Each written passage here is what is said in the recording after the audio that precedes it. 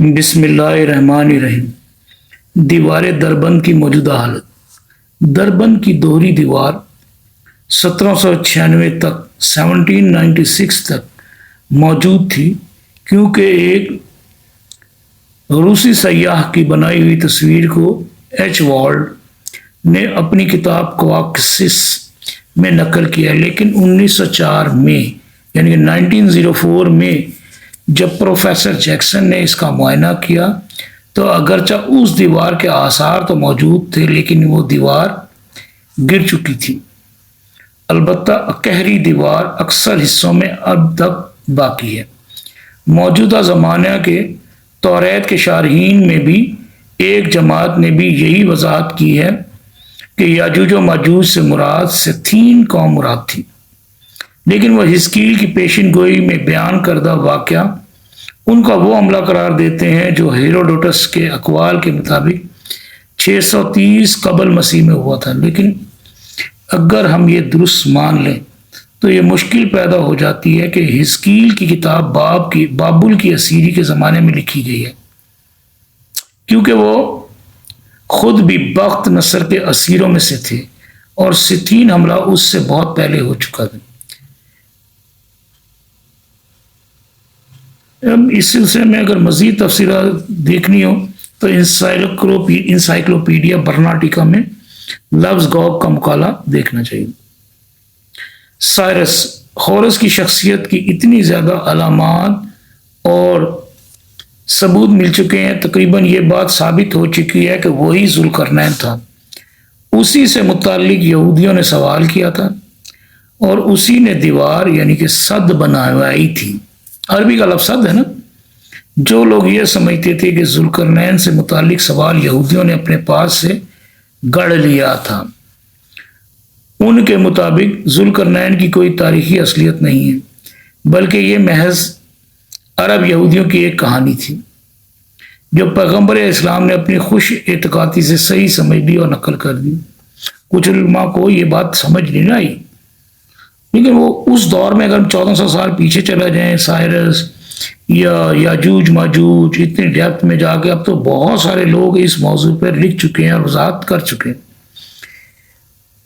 تحقیق جو ہوتی ہے وہ یہی ہوتا ہے، دوسروں کی تحقیق کو لے کے اس کو آگے بڑھایا جاتا ہے اور وہ بہتر سے بہتر انداز میں وقت کے ساتھ ساتھ ہوتی چلی جاتی ہے۔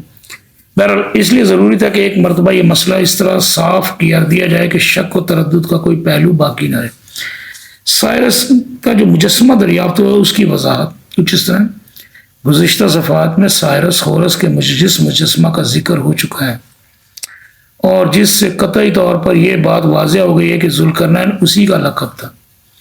وہ مجسمہ قدیم سنگ تراشی کی صنائیوں کا ایک نہایت نادر نمونہ ہے، اور موجودہ عہد کے تمام اہل نظر کا فیصلہ ہے کہ یونانی سنگ تراشی کے نمونوں کی صف میں اگر کوئی ایشیائی نمونہ رکھا جا سکتا ہے تو وہ یہی سائرس کا مرمری مجسمہ ہے۔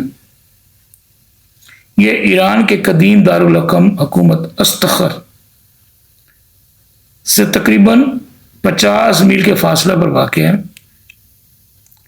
اس مقام پر دارا نے شاہی محل تعمیر کیا تھا۔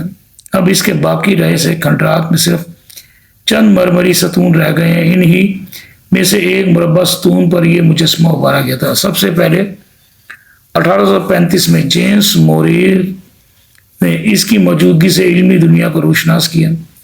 پھر چند سال بعد سر رابرٹ کیرل پورٹر نے اس مقام کی عملی پیمائش اور تحقیق کر کے تفصیلی معلومات باہم پہنچائیں اور اپنے سفر نامے جارجیا اور ایران میں مجسمہ کی وہ نقل بھی شائع کر دی جو اس نے پینسل سے تیار کی تھی۔ اس وقت تک قدیم پہلوی زبان اور میخی زبان خطوط کا مسئلہ پوری طرح حل نہیں ہوا تھا، تاہم یہ بات واضح ہو گئی تھی کہ مجسمہ سائرس ہی کا ہے۔ بعد کی تحقیقات نے مزید تصدیق کر دی۔ پھر 1884 یعنی کہ 1884 میں دی لافو نے اپنی مشہور کتاب کولرٹ اینٹی کیونرس میں اس کا اصلی عکس شائع کر دیا اور اس طرح مجسمہ کی اصلی نوعیت دنیا کے سامنے آ گئی۔ اس وقت سے لے کر یہ مجسمہ تاریخ قدیم کے مباحث کا ایک موضوع رہا ہے، لیکن یہ عجیب بات ہے کہ آج تک کسی یورپین مستشرق کا ذہن اس طرف منتقل نہیں ہوا کہ اس کی نوعیت میں قرآن کے ذوالقرنین کی واضح اور قطعی تصدیق نمایاں ہوگی۔ ہم یہ تو نہیں کہہ سکتے کہ یہ تغافل مذہبی تعصب کا نتیجہ ہے، کیونکہ ان میں کافی تعداد ایسے اہل علم کی ہے جو یقیناً ان تعصبات کی آلودگیوں سے اپنی حفاظت کر سکتے ہیں۔ تاہم اس میں شک نہیں کہ یہ تغافل عمل و نظر کے عجائب مستثنیات میں اہل علم کی ہے جو یقیناً میں سے ہے۔ نمبر 2، اس مجسمہ میں سائرس کے سر پر 2 سینگ نکلے ہوئے ہیں اور اطراف میں عقاب کے سر پر سینگوں کا مطلب واضح ہو چکا ہے، لیکن یہ سینگ عقاب کے سر پر کیوں بنائے گئے؟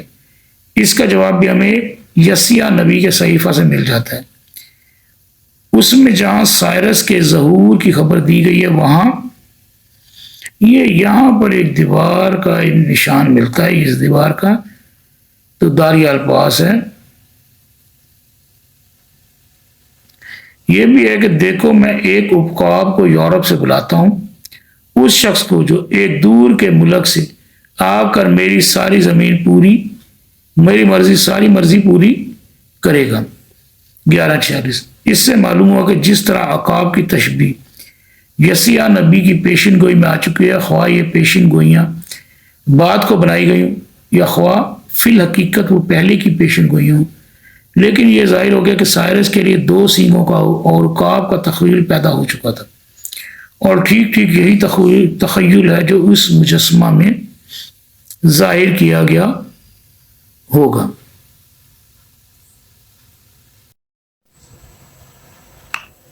اس سے بھی معلوم ہوتا ہے کہ ماجوج سے مراد منگولین نسل ہے، کیونکہ مورخین نے اسی تصریح کی بنا پر انہیں یافسی نسل قرار دیا ہے۔